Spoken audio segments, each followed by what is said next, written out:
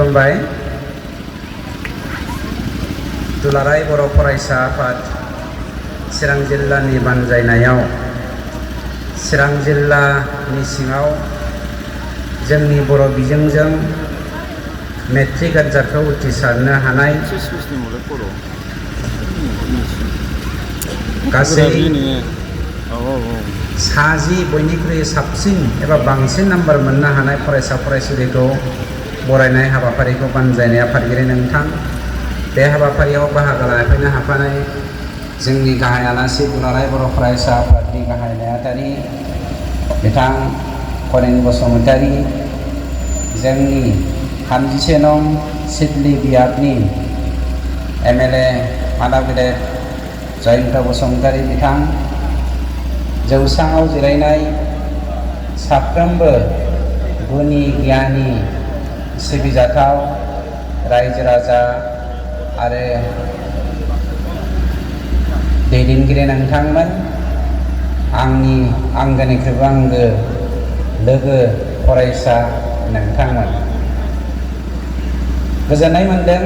दानिसो जा जोंनि चिरां जिल्ला दुलाराय बर' फरायसा आफादनि बिथां कालचारेल सेक्रेटारिया खोब बिदै बरहा मिनिंफुल मोनसे ओंथि गोनां मोनसे देंखो रोजाबनानै गालांबाय। मै अमा दाउसिन दाउला दावखोलांजोब्बाय गंगार हाजोआव। अर्थात जों मानसि माहारिया, मुलुगनि बर' माहारिया गावजों गाव गोरोबलायैनि जाहोनाव गासैबो खेत्रनिफ्राय जोङो गाव गावनि दर्जाखौ फांथेना लानायजों लोगोसे जोंखौ मिथिंगानि सोरजिथाय, मिथिंगानि इक'लजिखौ बेलेन्स लाखिग्रा गासैबो जिब जुनारानो नागारना थांनायाबो दुखुनांथाव बाथ्रा जानानै फैबाय। जेखियानो जायाथों, गिबियाव आं देरहासार जानो हानाय साफ्रोमबो फरायसा फरायसुलिनो आंनि गोरबो सिंनिफ्राय कंग्रेचुलेसन जासिहरबाय। मिजिं खालामो उथ्रिसारनानै गासै बांसिन नाम्बार मोननो हानाय 60 फरायसा फरायसुलि बिथांमोननिसिमल' नङा, साफ्रोमबो फरायसा फरायसुलिफोर जाय बिथांमोना उथ्रिसारनो हादों बिथांमोननोबो आंनि गोरबोनि हामलायथिखौ जासिहरदों आरो कंग्रेचुलेसन थाबाय। आं दा मोनसे बाथ्राखौसो बुंनो नागिरदों। जाय देंखोखौ सुजुनानै, जाय देंखोखौ मिलौहाब गारांजों बोनानै जोंनि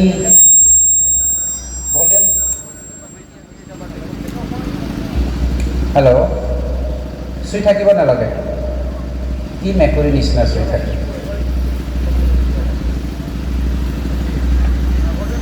जेरै जोंहा दिनै जोबस्रांनायनि लामायाव फैदों आरो जाबायदि जोंनि दर्जाफ्रा फांथेजोबदों, बे दर्जा फांथेजोबजानायखौ खेवनायनि, दर्जा खेवनायनि दायित्वखौ जोंनि दिनैनि फिरिनि फरायसा फरायसुलिफोरा लानायनि सम फैदों।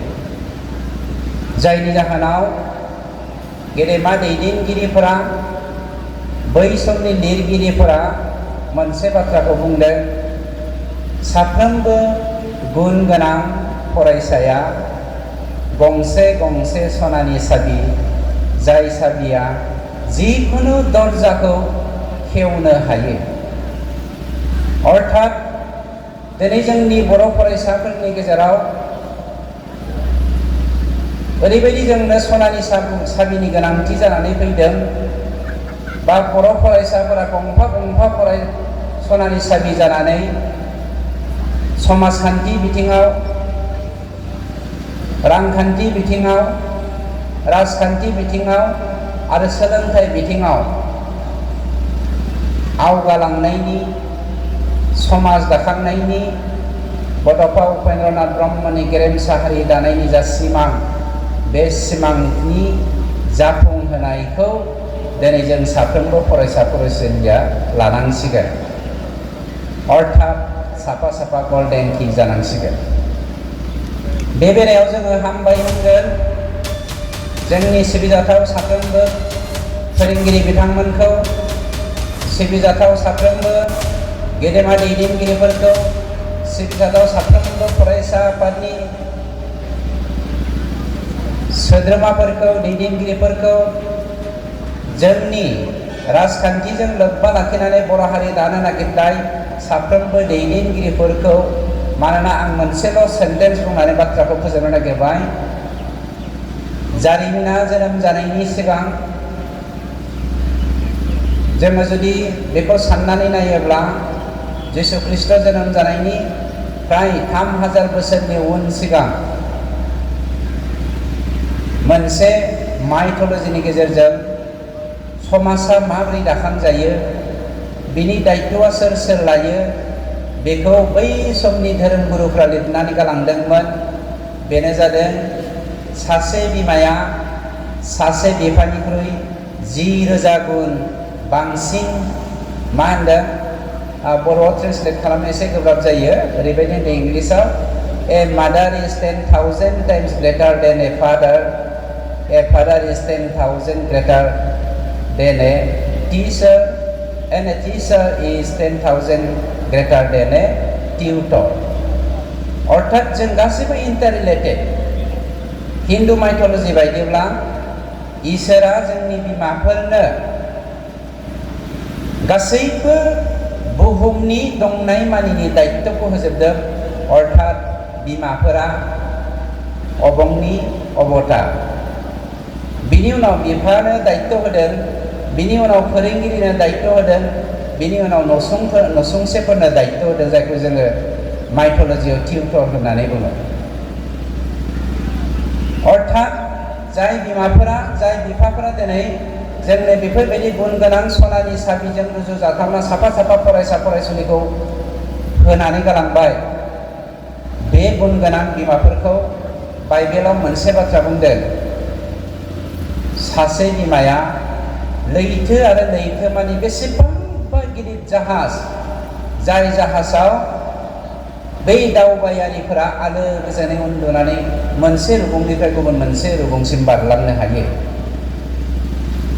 आरो बै बिमाफोरानो माइनाव बिमा, जाय माइनाव बिमानि गोरबोआव गंफा गंफा सनानि साबि जोनोम जानानै एबा उजिनानै दिनै बर'नि जोंनि समाजारि जेंना, रांखान्थियारि जेंना, सोलोंथाइनि जेंना गासैखौबो उद्धार खालामनो फैबाय। जेखियानो जायाथों साफ्रोमबोनिसिम समनि आंखाल, गोबां जोंना दैदेनगिरिफोर दङ, बुंथिगिरिफोर दङ। आंनिफ्राय, गोरबोनिफ्राय, जोंनि सरकारनिफ्राय, आंनि नखरनिफ्राय गोरबोनि हामलायथिजों लोगोसे आरो खेबसेबाव कंग्रेचुलेसन हरनानै आंनि बिबुंथिखौ फोजोबबाय। Thank you. मोनसे गोजोनथाव खौरां। 2023-24 सोलोंथाइ बोसोरनि थाखाय 11-12 थाखोनि गोदानै मुं थिसननाय लानानै फैदों बाक्सा जिल्लानि सालबारि बाजारनि साखाथियाव थानाय सेन्ट जेभियार्स इंलिश स्कुला। देग्लाय बोसोरनिफ्राय सेन्ट जेभियार्स इंलिश स्कुलाव आर्ट्स आरो साइन्स आयदानि थाखाय गोदानै फरायसाफोरनि मुं थिसननाया दायो सोलिगासिनो। बे फरायसालियाव मुं थिसननाया बेसेन नाङै जागोन आरो डेभेलपमेन्ट फिसा 1000, दानफ्रोमबो टिउसन फिसा 1500 रांखौ फरायसानिफ्राय लानाय जागोन। बेजों लोगोसेनो जायफोर फरायसाया मेट्रिकआव 90 जौखोन्दोनि बांसिन मोननाय आरो बिपिएल कार्ड थानाय फरायसाया बेसेन नाङाजासेनो मुं थिसननो हागोन। बबेखानि 80 जौखोन्दोनिफ्राय बांसिन नम्बर लानानै उथ्रिनाय आरो बिपिएल कार्ड थानाय फरायसाफ्रा मुं थिसननायाव 50 जौखोन्दो फ्रि जागोन। बेबादिनो उननि जौखोन्दो लानानै उथ्रिसारनाय आरो बिपिएल कार्ड थानाय फरायसाफोरनो रेहाय होनाय जादों। लोगोसे बे फरायसालियाव फरायसाफोरनि थाखाय हस्टेलनि खाबुबो दं। गोसो गोनां फरायसाफ्रा सेन्ट जेभियार्स इंलिश स्कुलाव 11-12 थाखोनि गोदानै मुं थिसननायनि बागै आबुं बाथ्राखौ मिथिनोब्ला नैबे मबाइल नम्बर 9954427791 आव थोंजों स्लट लानो हागोन।